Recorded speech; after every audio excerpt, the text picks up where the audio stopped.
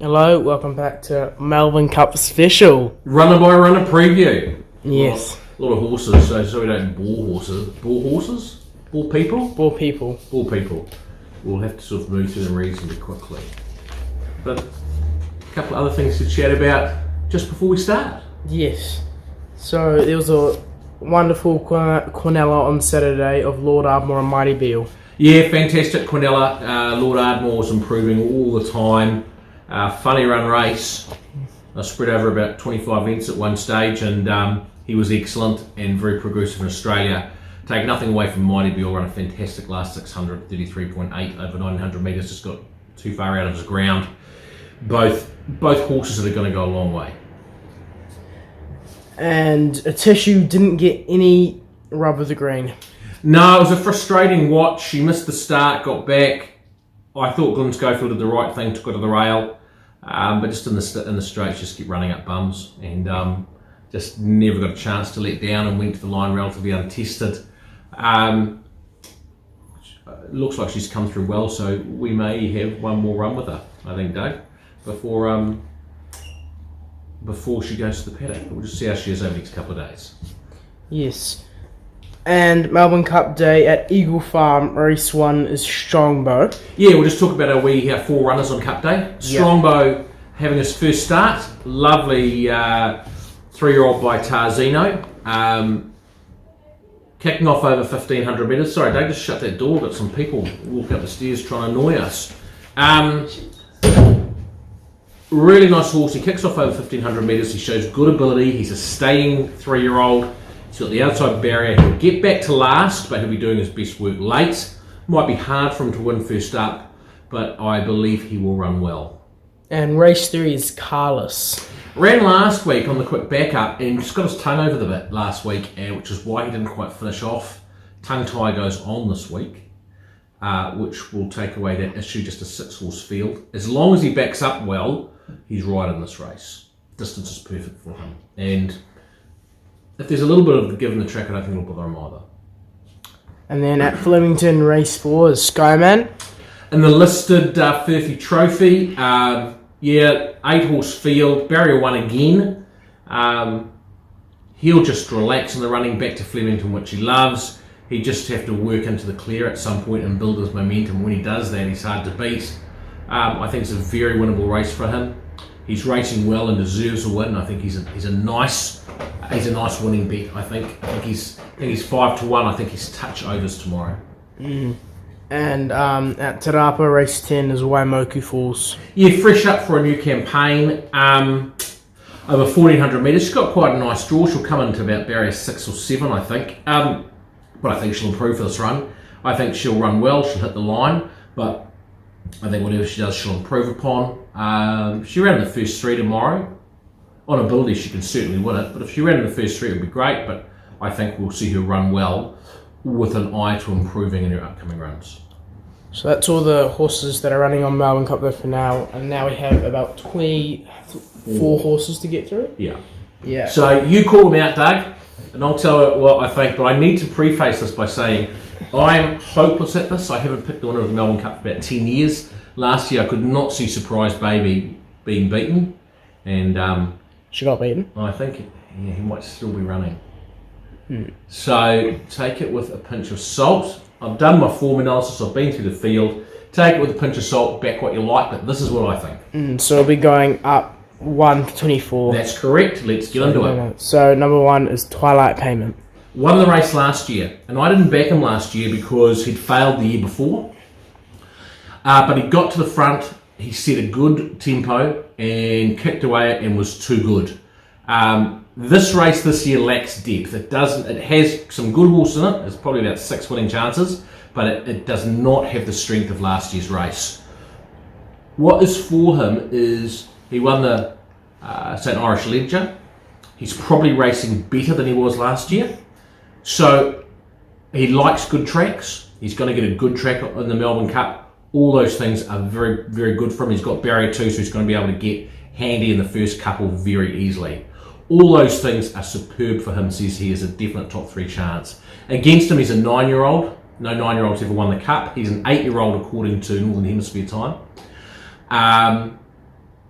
He goes up in weight from last year to 58 kilos, so that makes it tough. And I think there's actually quite a lot of the good horses in this race are going to be on speed. And last year he sort of got away with leading, and he might not this year. There might be a few other horses around him that pressure him, but he's a top 3 chance and can win.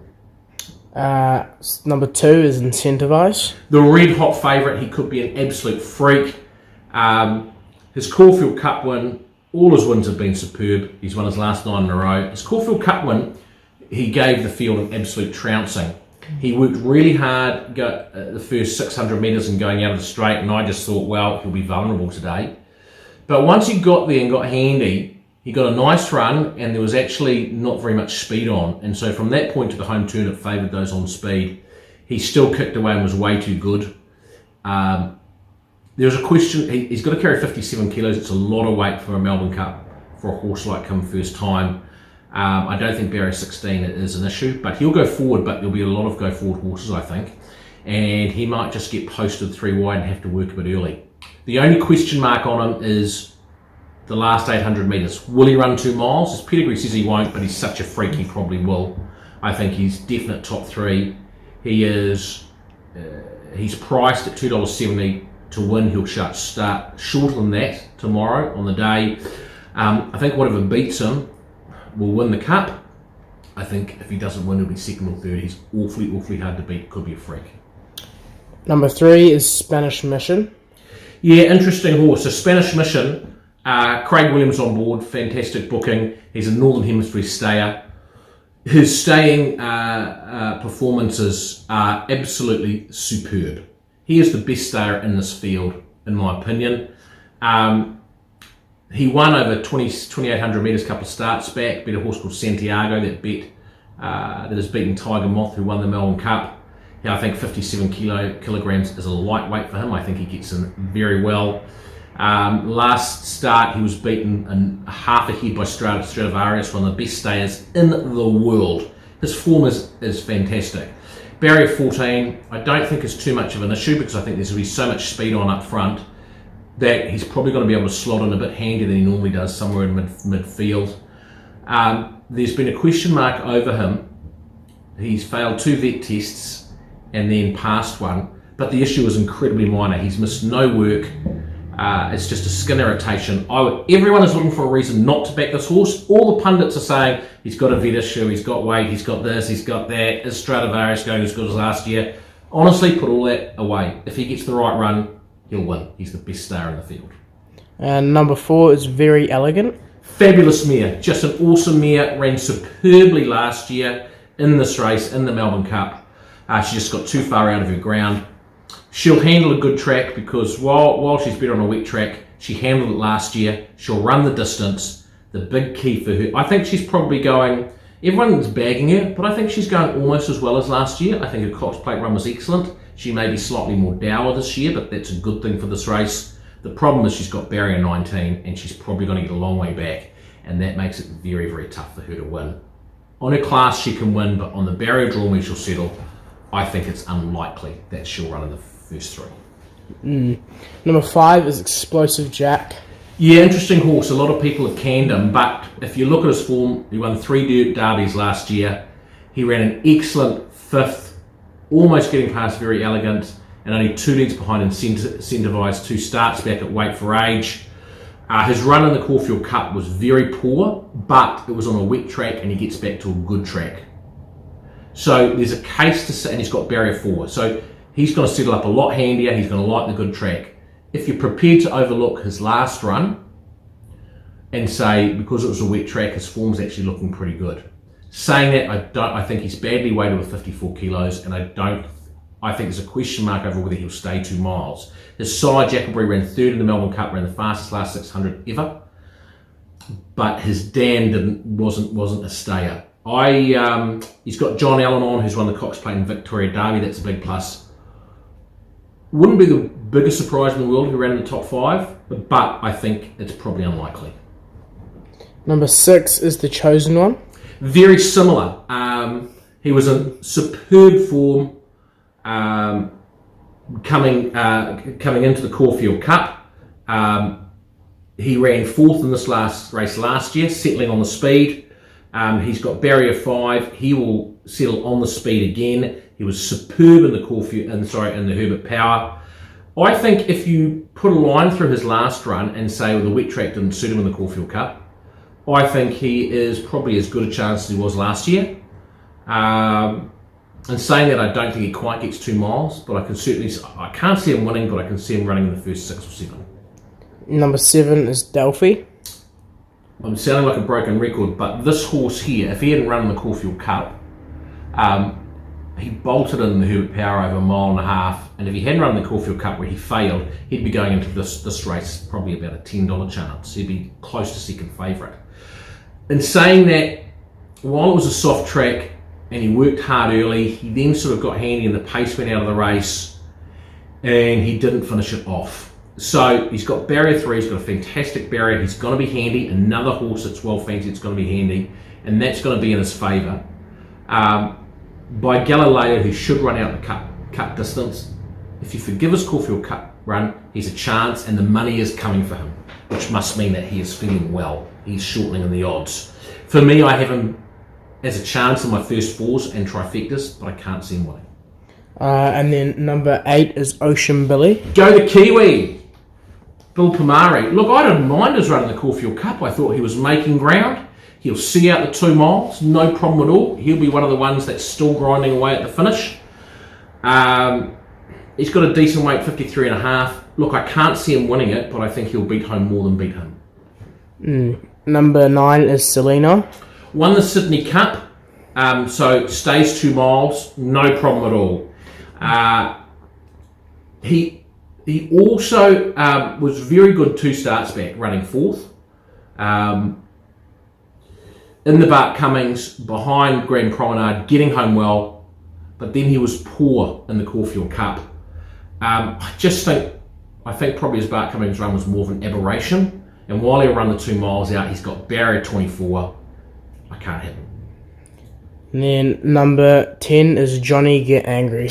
Won the Victoria Derby last year. He's only won 1 race in his life. He's not running well. He's not in good form. He's got barrier 22. I can't see him being a part of it. Number 11 is Knight's Order. A speed influence in this race, goes forward and leads, and this might be a problem for Twilight Payment, who's got to try and be handy and get a soft run, because I think Knight's Order will want to lead at all costs. And I think if that's the case, then Twilight Payment's got to make a decision does it try and hold the lead or does it take a sit? And then if it takes a sit behind Knight's Order, who I think will be stopping from the 800 metres, it could be in trouble. So Knight's Order, he will lead for a while, but I think he has a good chance of running last. I don't think he'll see out the distance, and he's not running well, not racing well. Number 12 is Person. Sorry, I should say won't see out the distance at this level. He won the Brisbane Cup, but I just think at this level he'll struggle. Person, yeah, now this is a horse that does have a chance. Ran super last year in the Melbourne Cup. His Caulfield Cup run was excellent for 3rd. Barrier 11, I think he'll be just parked right behind the speed. I think he'll get across into about 7th or 8th place. He runs the 2 miles. He's probably going better this year than last year. He's peaking at the right time. It's not beyond him winning. I don't think he will win, but it's not beyond him. He's a definite chance, and I think if you're having a trifecta, you must have him in. I think he's a really good chance of running sort of 3rd, 4th, 5th, around about there. Number 13 is Cariff. He's just not going good enough, unfortunately. He was in a relatively average race last start in Sydney, and he ran 7th. It's just too tough for him. Number 14 is Master of Wine. Yeah, an interesting horse because he's got a lot of ability, and he throws out a really good race occasionally. And this time last year he was flying, and 2 starts back he ran 3rd in the Bart Cummings, and we keep referring to that race. And a lot of these horses that ran well in the Bart Cummings have not ran well on either side, and so possibly the Bart Cummings is an aberration, and it's actually not a great form guide this year. But he's just 2 in and out for me. and he's just has been out of form for a long time, so I can't have him. I couldn't put him in my first fours or trifectas. Number 15 is Pondus. Yeah, he's a chance. This horse, he profiles well. He's been targeted this race. He's improving all the time. He ran fourth in the Moonee Valley Gold Cup, but I wouldn't be too concerned about that. I think that he'll be trained for 2 miles. I think he was probably just set up to be a little bit dour in that. He's got barrier 1. He's got to get the softest of runs in the running. He's going to be right behind the speed. He's peaking on the day. He's well bred for the 2 miles. He's a definite. He could win it. If things go wrong for other horses, he could win it. And the money's coming for him. I think he's a horse you've got to have in your trifectas and you've got to have in your first fours, but I don't think he will win. He's a sort of finish somewhere from, I think, sort of 3rd to 8th kind of horse. Number 16 is Grand Promenade. Now this horse did win the Bart Cummings, which we've been talking about, Doug, and he won it really well, and he won it like 2 miles is going to be right up his alley, and by Champs-Élysées he should have no problem with the distance. My only quick question, he's been up a long time. He's raced all through the year, but he's raced really, really well all through the year. He's got a poor barrier of 21. You can't knock his form. You can't knock the way he won the Bart Cummings over 2,500, so he has to be a chance. My reservation, as I say, up a long time, the form around the Bart Cummings isn't stacking up well. I would risk him. I wouldn't be surprised if I'm wrong and he ran a boomer, and lots of people are spruiking him and saying, hey, get on this horse. I would risk him and say probably not. Number 17 is Miami Bound. She ran this race last year and ran quite well, I thought, and then I think she was 3rd in the Sydney Cup. She's not going as well this year. She's got a poor barrier draw. She needs rain. I can't see her finishing in the top half of the field. Number 18 is Port Guillaume. Now, if you want to have a bet at 200 to 1, this is the horse. You look at his form and you'll think I'm crazy, but his form in France was very, very strong. Very strong. Since he's come to Australia, he just hasn't put together. He's been relatively poor, but he ran 6th at weight for age in the naturalism in a field of 16 over 2 shorter distance, 3 starts back. Only beaten 3.5 lengths. I thought his Caulfield Cup run actually wasn't bad. He was making ground, he was warming up, he was hitting the line. I think he will run the best race he has since he's come to Australia. He's got barrier 23. I think he's probably going to get back. I think he'll be a strong speed, and I think he'll be finishing better than a lot. I think that if there was to be an absolute 200 to 1 blowout, I think it's this horse. And I think if you want to have a cheeky first, top 4 bet, if he's paying about $20 to run, 4th, something like that, I wouldn't tell you not to. He's my big rough blowout.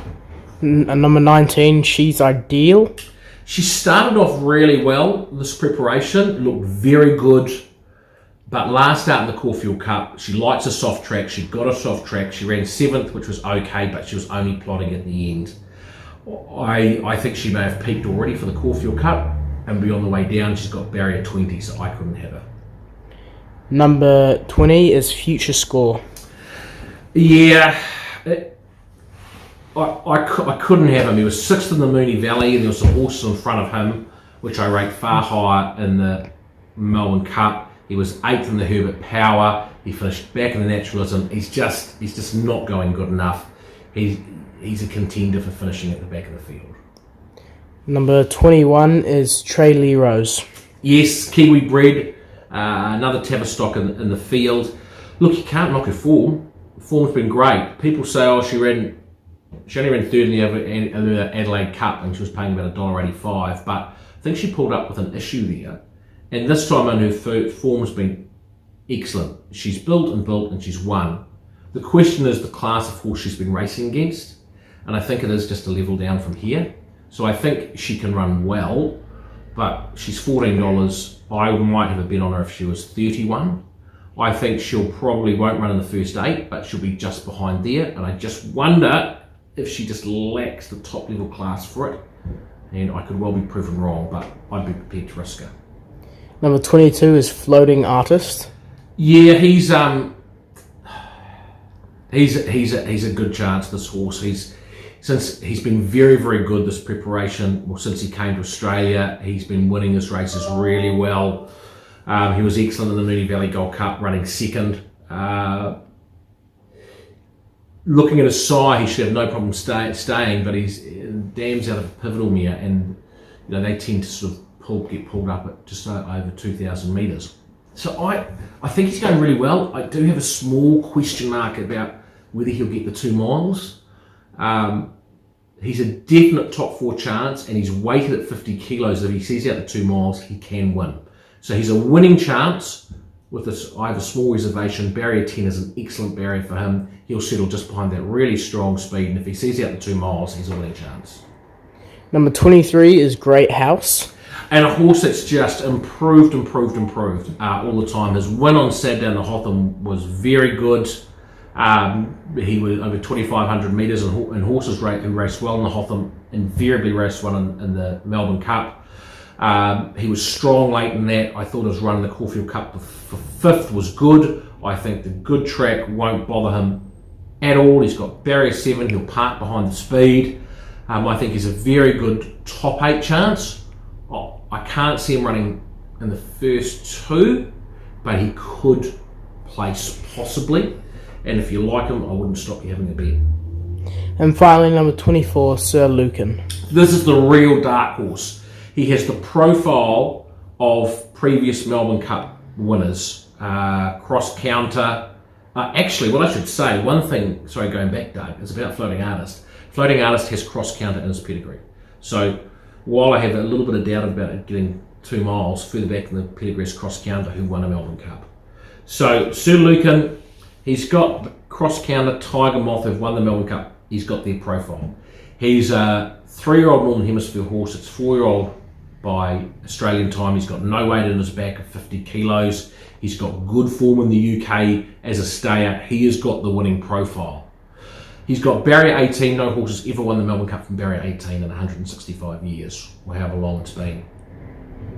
I think he's going to end up getting a little bit far back, and from the word coming out about him, they're all wondering whether he's 6 months away. I don't know if his form is as good as Cross Counters and Tiger Moths. I don't know if he's quite in their class, and from barrier 18, I think it's tough for him. But he is a dark horse, and he could win the race. He's a winning chance, and I've sort of got him running sort of everything going his way. I've got him running somewhere sort of 3rd to 6th if everything goes his way, with a bigger blowout chance. So that's the 24 horses. Shall I give you my top 3 and my best roughie? I think you should. If you haven't worked it out so far, Spanish Mission is my top pick. Everyone's looking for a reason not to back him. Ignore them. It just means the price will go out. Back him each way. If he gets the right run in transit, I think he is the best stayer in the field, and I think he can win. So Spanish Mission, my number 1 pick. Incentivise is number 2. Incentivise is a potential freak with the chink in his armour about 2 miles, and whether he can run that. And I just can't back a horse in the Melbourne Cup paying $2.50, and I think he'll pay less than that on the day. So he is my second pick. Twilight Payment's number 3.